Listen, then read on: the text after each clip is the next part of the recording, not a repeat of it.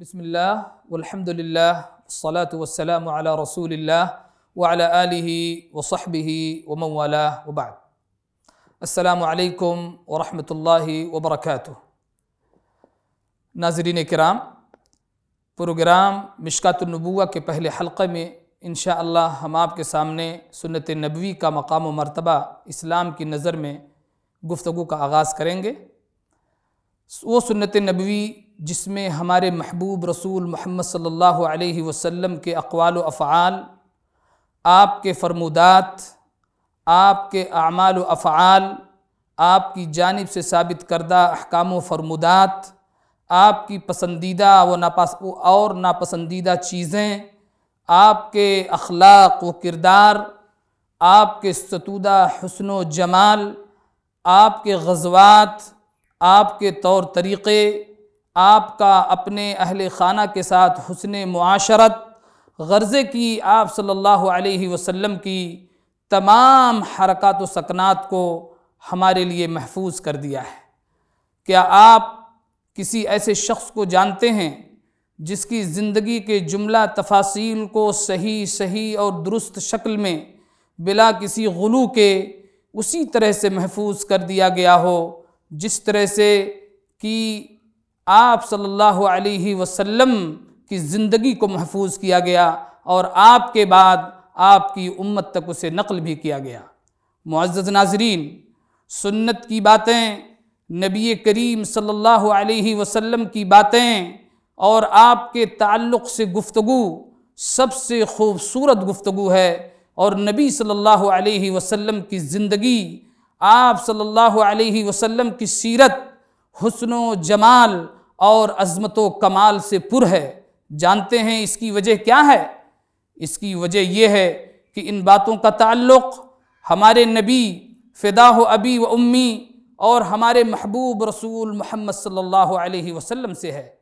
عمر بن خطاب رضی اللہ تعالی عنہ نے ایک دن نبی صلی اللہ علیہ وسلم کو مخاطب کرتے ہوئے کہا کہ اے اللہ کے رسول صلی اللہ علیہ وسلم، لأنت احب الی من كل شيء الا من نفسی، فقال النبي صلی اللہ علیہ وسلم لا والذی نفسی بیدہ حتى اکون احب الیک من نفسک، فقال له عمر فإنه الآن واللہ لأنت احب الی من نفسی، فقال النبي صلی اللہ علیہ وسلم الآن یا عمر، رواہ الامام البخاری۔ یعنی اے اللہ کے رسول صلی اللہ علیہ وسلم، آپ میرے نزدیک میرے نفس کے سوا ہر چیز سے زیادہ محبوب ہیں۔ تو نبی کریم صلی اللہ علیہ وسلم نے فرمایا، نہیں، قسم ہے اس ذات کی جس کے ہاتھ میں میری جان ہے، اپنے نفس سے بھی زیادہ مجھے محبوب رکھو۔ عمر رضی اللہ تعالی عنہ نے کہا کہ اللہ کے رسول صلی اللہ علیہ وسلم، اب آپ میرے نزدیک میرے نفس سے بھی زیادہ محبوب ہیں۔ تو نبی کریم صلی اللہ علیہ وسلم نے فرمایا الآن یا عمر، الآن یا عمر۔ خواتین و حضرات، سنت نبوی بھی وحی کی یہ قسم ہے، اور قرآن و سنت نیز اجماع امت سے اس کا ثبوت موجود ہے۔ چنانچہ اللہ تبارک و تعالیٰ کا فرمان ہے وَمَا يَنْتِقُ عَنِ الْهَوَىٰ إِنْ هُوَ إِلَّا وَحْيٌ يُوحَىٰ۔ نبی کریم محمد صلی اللہ علیہ وسلم اپنی ہوا سے، اپنی خواہش سے کچھ نہیں کہتے، وہ وہی کہتے ہیں جو وحی ہوتی ہے۔ کسی شاعر نے کہا ہے مصطفیٰ ہرگز نہ گفتے تا نہ گفتے جبرائیل، جبرائیلش ہم نہ گفتے تا نہ گفتے کردگار۔ نیز اللہ رب العالمین کا ارشاد ہے وَمَا آتَاكُمُ الرَّسُولُ فَخُذُوهُ وَمَا نَهَاكُمْ عَنْهُ فَانْتَهُوا۔ رسول تمہیں جو دیں اسے لے لو، اور رسول تمہیں جس سے منع کریں اس سے رک جاؤ۔ وَاتَّقُوا اللَّهَ إِنَّ اللَّهَ شَدِيدُ الْعِقَابِ۔ اللہ رب العالمین کا تقوی اختیار کرو، یقیناً اللہ رب العالمین سخت سزا دینے والا ہے۔ ناظرین کرام، قرآن کریم میں اور بہت ساری آیتیں ہیں جو سنت نبوی کی اتباع پر ابھارتی ہیں اور سنت کو حرز جاں بنانے کی تعلیم دیتی ہیں، نیز سنت نبوی کی مخالفت کو حرام قرار دیتی ہیں۔ خود احادیث نبویہ میں ایسے دلائل کی بھرمار ہے جن سے ثابت ہوتا ہے کہ سنت کی اتباع واجب اور ضروری ہے۔ عبید اللہ بن ابی رافع عن أبيه عن النبي صلى الله عليه وسلم قال لا ألفين أحدكم متكئا على أريكته يأتيه الأمر من أمري مما أمرت به أو نهيت عنه. تم میں سے کوئی شخص اپنے مسند پر ٹیک لگا کر کے بیٹھا ہوا نہ پاؤں، بیٹھا ہوا نہ ہو اور میں اسے اس حالت میں نہ پاؤں، اس کے پاس میرا حکم آئے یا اور میری منع کردہ چیزیں آئیں اور وہ شخص کہے لا ندری ما وجدنا فی کتاب اللہ اتبعنا، ہمیں نہیں پتہ، ہمیں قرآن میں جو کچھ ملا ہے ہم اس کی اتباع کرتے ہیں. اس حدیث کو امام ترمذی رحمۃ اللہ علیہ نے روایت کیا ہے. اس کے علاوہ اور بھی حدیثیں ہیں جن کو وقت کی قلت کی خاطر ہم جن سے تجاوز کرتے ہیں، آگے بڑھتے ہیں. اور ناظرین کرام، سنت نبوی بھی وحی کی ایک قسم ہے. اس کی بابت علماء کے اقوال سے آئیے ہم روشناس ہوتے ہیں. حسن بصری سے مروی ہے کہ عمران بن حسین رضی اللہ تعالی عنہ تشریف فرما تھے، ان کے ساتھ ان کے رفقا اور تلامذہ بھی تھے. انہی میں سے ایک شخص نے کہا لا تحدثون الا بالقرآن، کہ ہم سے صرف قرآن کے ذریعہ ہی گفتگو کریں. چنانچہ عمران بن حسین نے کہا ادنو، اس شخص کو قریب لاؤ یا تم قریب ہو.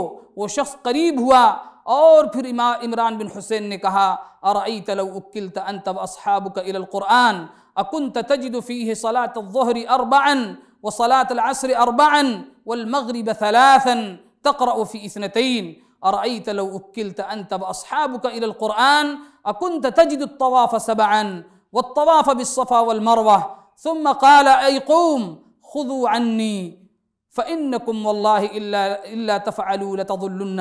رواہ البیہقی فی مدخل الدلائل. عمران بن حسین رضی اللہ تعالیٰ عنہ کا مقصود یہ ہے کہ ہمیں صلوات خمسہ کی تعداد، ان کی رکعتوں کا پتہ سنت نبوی کے ذریعہ ہی معلوم ہوا ہے. نیز طواف کعبہ اور صفا و مروہ کے مابین سعی کتنی بار کی جائے، اس کی صحیح تعداد کی معرفت سنت نبوی کے ذریعہ ہی حاصل ہوئی ہے. اگر سنت نبوی نہ ہوتی تو عبادات کی تفصیل ہمیں کیسے معلوم ہوتی. اوزاعی فرماتے ہیں، کہتے ہیں کہ ایوب السختیانی نے کہا اذا حدثت الرجل بالسنة فقال دعنا من هذا وحدثنا بالقرآن فاعلم انه ضال مضل، کہ اگر کسی شخص سے آپ سنت کے ذریعہ گفتگو کرتے ہیں اور وہ شخص کہتا ہے کہ نہیں سنت کو چھوڑو، قرآن سے ہمارے سامنے قرآن کے ذریعہ گفتگو کرو، تو یہ سمجھ لیجئے کہ ایسا شخص ضال ہے، گمراہ ہے اور دوسروں کو گمراہ بھی کرنے والا ہے. اسے امام بیہقی نے مدخل الدلائل میں روایت کیا ہے. اس کے علاوہ امام احمد بن حنبل کہتے ہیں من رد حدیث النبی صلی اللہ علیہ وسلم فہو علی شفا ہلکہ، جس نے نبی صلی اللہ علیہ وسلم کی حدیث کو رد کر دیا تو وہ ہلاکت کے قریب ہو گیا. اس کے علاوہ امام شوکانی کہتے ہیں ان ثبوت حجیت السنة واستقلالها بتشریع الاحکام ضرورۃ دینیۃ ولا يخالف في ذلك الا من لا حظ له في الاسلام. سنت کی حجیت کا ثبوت اور خود سنت کی طرف سے احکام کی تشریع دینی ضرورت ہے، اور اس کا مخالف وہ ہوگا جس کا اسلام میں کوئی حصہ نہیں. معزز سامعین، سنت نبوی کا قرآن کریم کے ساتھ بہت مضبوط اور گہرا تعلق ہے، انہیں الگ نہیں کیا جا سکتا. نیز دین اسلام کی سمجھ اسی سے مرہون ہے، اسی سے مربوط ہے، سنت نبوی سے مربوط ہے. علماء کرام نے قرآن و سنت کے اس تعلق کو بالتفصیل ذکر کیا ہے. علامہ ابن القیم رحمہ اللہ فرماتے ہیں کہ سنت نبوی کا قرآن کے ساتھ تعلق کی 3 شکلیں ہیں. پہلی شکل سنت نبوی قرآن کے ساتھ ہر طرح سے موافق اور مطابق ہو. اس کی مثال ارکان ایمان ہے. ارکان ایمان جتنا قرآن میں وارد ہے اتنا ہی سنت نبوی میں بھی وارد ہے، جیسا کہ مشہور حدیث جبریل میں بھی اس کی تفصیل موجود ہے. دوسری شکل سنت نبوی قرآن کریم کے احکام و مسائل کی تبیین اور اس کی توضیح کے لیے ہو. اس کی مثال جیسا کہ قرآن کریم میں صلاۃ قائم کرنے کے لیے حکم دیا گیا ہے، لیکن قرآن میں اس کی تفصیل وارد نہیں ہے. یہ تفصیلات سنت نبوی میں موجود ہیں.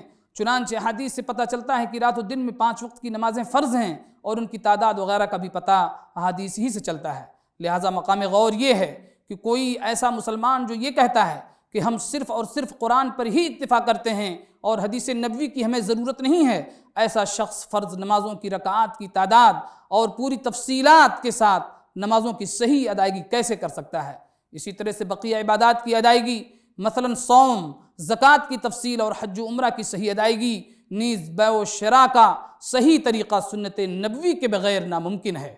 تیسری شکل، سنت نبوی کسی ایسے حکم کو واجب اور ضروری قرار دے جس پر قرآن کریم خاموش ہے، یا کسی چیز کو حرام قرار دے جس کی تحریم پر قرآن ساکت ہے، جیسے سونا یا ریشم کا استعمال مردوں پر حرام ہے، یا کسی خاتون اور اس کی پھوپھی یا خالہ کو ایک ساتھ نکاح میں رکھنا حرام ہے۔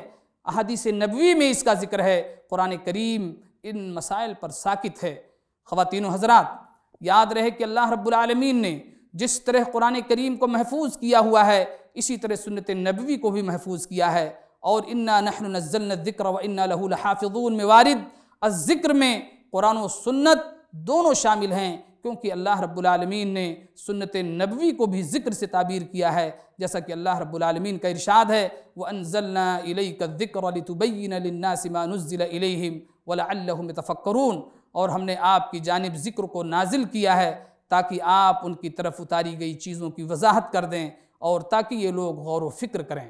لہٰذا ایک غیور مسلم پر ضروری ہے کہ ان تمام پیغنڈوں سے ہوشیار اور چوکنا رہے جن میں وقتاً فوقتاً حاملین سنت پر طعن کیا جاتا ہے اور خود سنت نبوی پر حملہ کیا جاتا ہو، اور یہ باور کرانے کی کوشش کی جاتی ہو کہ قرآن ہی ہمارے لیے کافی ہے۔